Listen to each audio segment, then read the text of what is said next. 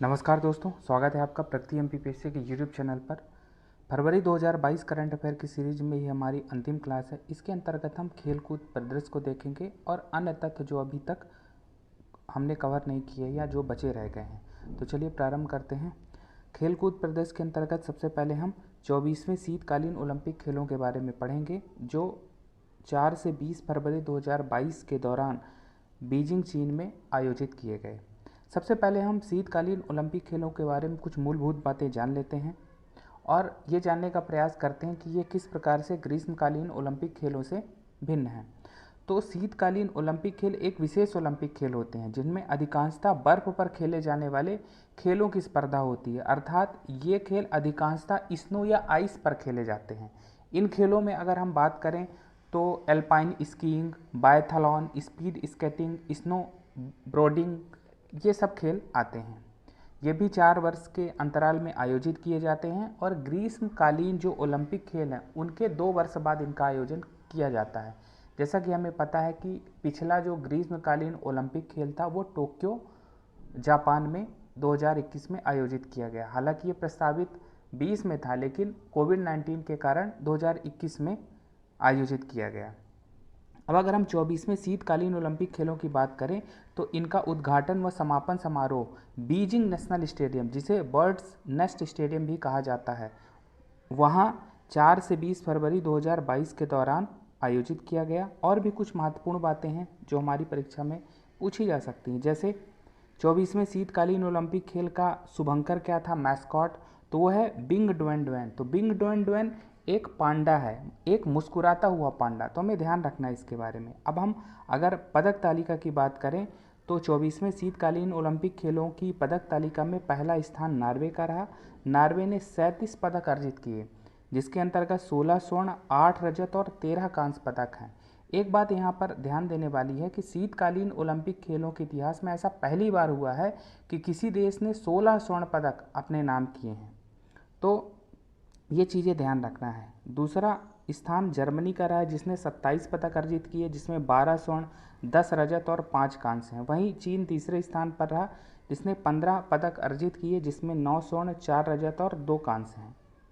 अब हम पदक तालिका में अगर भारत का स्थान देखें और या भारत की क्या स्थिति रही 24वें शीतकालीन ओलंपिक खेलों में, तो भारत के एक खिलाड़ी जिनका नाम है मोहम्मद आरिफ खान, इन्होंने इस ओलंपिक में भाग लिया। हालांकि वे कोई भी पदक नहीं जीत सके, इस कारण से भारत का कोई भी पदक यहाँ पर नहीं आया।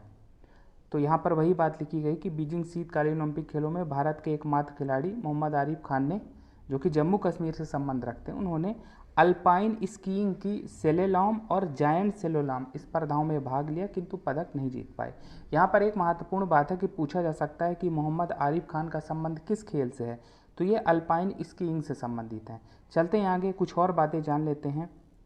भारत के संदर्भ में ही और बातें हैं कि इस ओलंपिक में भारत का 6 सदस्यीय दल पहुंचा था, जिसका नेतृत्व हरजिंदर सिंह ने किया। अब हरजिंदर सिंह कौन है? आइस हॉकी एसोसिएशन के महासचिव। अगली बात यह है कि उद्घाटन समारोह में मार्च पास्ट में भारत का प्रतिनिधित्व मोहम्मद आरिफ खान ने किया। तो ये बात ध्यान रखना, क्योंकि एक ही खिलाड़ी ने वहाँ शिरकत की, तो उन्होंने ही मार्च पास्ट में भारत का तिरंगा लेकर भारत का प्रतिनिधित्व किया। तो ये बातें हैं। और भी कुछ महत्वपूर्ण बातें हैं, जान लेते हैं। जैसे इस ओलंपिक में 15 खेलों की 109 स्पर्धाएं आयोजित की गईं। 91 देशों के कुल 2871 खिलाड़ियों ने भाग लिया। एक और महत्वपूर्ण बात है कि 24वें शीतकालीन ओलंपिक खेलों का आयोजन बीजिंग में किया गया। तो इन खेलों के आयोजन के साथ ही बीजिंग विश्व का ऐसा पहला शहर हो गया है जिसने ग्रीष्मकालीन व शीतकालीन दोनों ही तरह के ओलंपिक खेलों की मेजबानी की है। ठीक है, तो ये बातें ध्यान रखनी है। चलते हैं आगे, कुछ और बातें जानते हैं। इस बार का जो शीतकालीन ओलंपिक खेल रहा वो राजनयिक बहिष्कार के कारण भी चर्चा में रहा। तो अनेक राष्ट्रों द्वारा बीजिंग शीतकालीन ओलंपिक खेलों का राजनयिक बहिष्कार किया गया, जैसे भारत, अमेरिका, ब्रिटेन, कनाडा आदि देश। तो एक चीज़ समझते हैं कि राजनयिक बहिष्कार का क्या मतलब है। अगर कोई भी देश ओलंपिक खेलों का राजनयिक बहिष्कार करता है तो इन देशों के खिलाड़ी तो ओलंपिक में शामिल होते हैं, लेकिन सरकारी अधिकारी इसमें अपनी उपस्थिति दर्ज नहीं कराते। अब हम समझते हैं कि भारत ने क्यों शीतकालीन ओलंपिक खेलों का राजनयिक बहिष्कार किया। क्योंकि जून 2020 में गलवान घाटी में चीनी सैन्य कार्यवाही में शामिल एक सैन्य कमांडर को इन खेलों के उद्घाटन समारोह में मसाल वाहक बनाया गया और इसी के विरोध में भारत ने बीजिंग शीतकालीन ओलंपिक खेलों का राजनयिक बहिष्कार किया। जबकि America, Britain, Canada, Australia, New Zealand, Japan, Netherland आदि देशों के द्वारा क्यों राजनयिक बहिष्कार किया गया? क्योंकि जो चीन का सिंजियांग प्रांत है वहाँ पर उइगर मुस्लिमों की बहुलता है और वहाँ पर उनके मानवाधिकार हनन के आरोप चीन पर लगते रहे हैं और इसी के परिप्रेक्ष्य में इन देशों द्वारा बीजिंग शीतकालीन ओलंपिक खेलों का बहिष्कार किया गया। तो ये चीज़ें ध्यान रखना है, पूछी जा सकती हैं। और एक और नई बात इसमें यह है कि दो देशों ने पहली बार शीतकालीन ओलंपिक खेलों में भागीदारी की, जो है हैती और सऊदी अरब। हैती कैरेबियन देश है और जैसा कि हमने शीतकालीन ओलंपिक की कुछ मूलभूत बातें की थी, वही चीज़ यहाँ पर लिखी है कि यहाँ पर अधिकांशतः बर्फ़ स्नो या आइस पर खेले जाते हैं।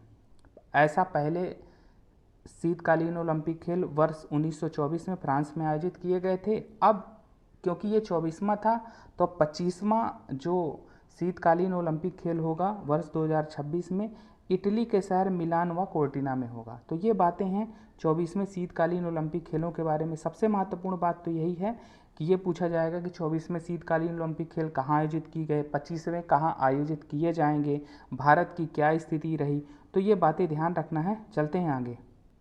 अगली बात 13वें शीतकालीन पैरालंपिक खेलों के बारे में है। पैरालंपिक से तात्पर्य दिव्यांगों से संबंधित ओलंपिक है ये, और ये शीतकालीन है। ठीक है, इसका भी आयोजन बीजिंग चीन में 4 से 13 मार्च 2022 के दौरान किया गया। अब इसके अगर हम शुभंकर की बात करें तो इसका शुभंकर क्या था? शुए रानरान। शुए रानरान एक चलने वाली चीनी लालटेन है, तो ये ध्यान रखना है। अब अगर हम पदक तालिका की बात करें तो पदक तालिका में शीर्ष स्थान चीन का रहा। चीन ने 61 पदक अर्जित किए, जिसमें 18 स्वर्ण, 20 रजत और 23 कांस्य हैं। वहीं यूक्रेन दूसरे स्थान पर रहा, जिसमें 29 पदक अर्जित किए। इसके अंतर्गत 11 स्वर्ण, 10 रजत और 8 कांस्य हैं। वहीं कनाडा का स्थान तीसरा रहा, जिसने 25 पदक अर्जित किए, जिसमें 8 स्वर्ण, 6 रजत और 11 कांस्य हैं।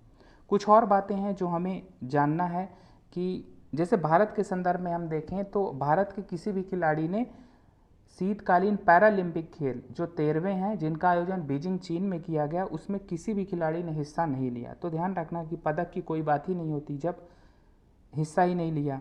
और कुछ महत्वपूर्ण बात है जैसे कि 46 देशों के कुल 564 खिलाड़ियों ने इस पैरालंपिक में भाग लिया, लेकिन यूक्रेन पर रूसी हमले के कारण अंतर्राष्ट्रीय पैरालंपिक समिति आईपीसी ने रूस व उसके सहयोगी देश बेलारूस को प्रतिबंधित कर दिया। तो रूस और बेलारूस इसमें भाग नहीं ले पाए। ठीक है, तो ये चीज़ ध्यान रखना है। और ये है कि 13वें शीतकालीन पैरालंपिक खेलों में 6 खेलों की 78 प्रतिस्पर्धाएं आयोजित की गईं। तो ये बात है। और एक की है कि अब 14वें जो आगामी पैरालंपिक खेल हैं जो वर्ष 2026 में आयोजित किए जाएंगे, वो इटली के शहर मिलान व कोर्टिना में आयोजित किए जाएंगे। तो ध्यान रखना है, कुछ बातें पूछी जा सकती हैं कि 13वां शीतकालीन पैरालंपिक खेल कहाँ आयोजित किया गया, आगामी 14वां कहाँ आयोजित किया जाएगा। तो ये बातें ध्यान रखना है। चलते हैं आगे।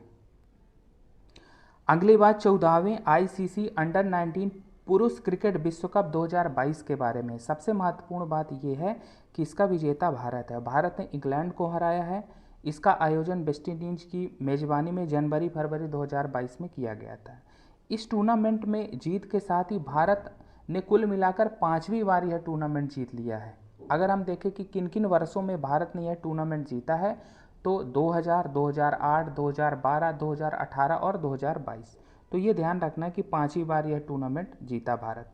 कुछ और महत्वपूर्ण बातें हैं जो हमें ध्यान रखनी है कि जैसे इस टूर्नामेंट में भारतीय क्रिकेट टीम के कप्तान कौन थे? यश ढुल। या कि पूछा जाए कि यश ढुल का संबंध किस खेल से है, तो ध्यान रखना है। और player of the series award किसे मिला है? डिवाल्ड बेब्रिस, जो कि दक्षिण अफ्रीका के बैट्समैन हैं। इन्होंने इस टूर्नामेंट में सर्वाधिक रन 506 बनाए।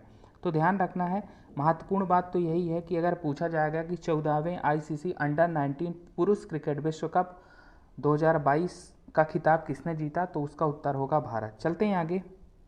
अगली बात क्रिकेट से ही संबंधित है। इसमें एक बात ध्यान रखना है कि भारत का 1000वां एक दिवसीय अंतर्राष्ट्रीय क्रिकेट मैच किसके विरुद्ध हुआ, तो वो वेस्टइंडीज के विरुद्ध। कहाँ? नरेंद्र मोदी अंतर्राष्ट्रीय क्रिकेट स्टेडियम अहमदाबाद में। कब? 6 फरवरी 2022 को। ये एक महत्वपूर्ण बात है, ध्यान रखना है। भारत ने यह मैच जीता 6 विकेट से। भारतीय कप्तान कौन थे? रोहित शर्मा थे। अब अगर हम कुछ इतिहास की बात करें तो भारत ने पहला एक दिवसीय अंतर्राष्ट्रीय क्रिकेट मैच 13 जुलाई 1974 को खेला था। किसके विरुद्ध? इंग्लैंड के विरुद्ध। हालांकि भारत ये मैच हार गया था।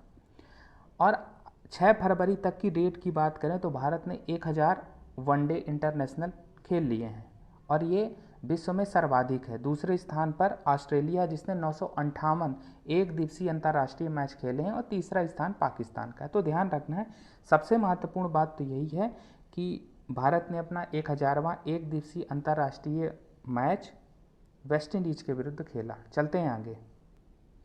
अगली एक छोटी सी जानकारी है, पूछा जा सकता कि हाल ही में साकिबुल गनी चर्चा में रहे तो इनका संबंध किस खेल से है? तो साकिबुल गनी भारत के बिहार राज्य से संबंधित क्रिकेटर हैं। अब हाल ही में चर्चा में क्यों रहे? क्योंकि इन्होंने रणजी ट्रॉफी के पदार्पण मैच, जिसे डेब्यू मैच कहा जाता है, उसमें इन्होंने 13 शतक लगाया।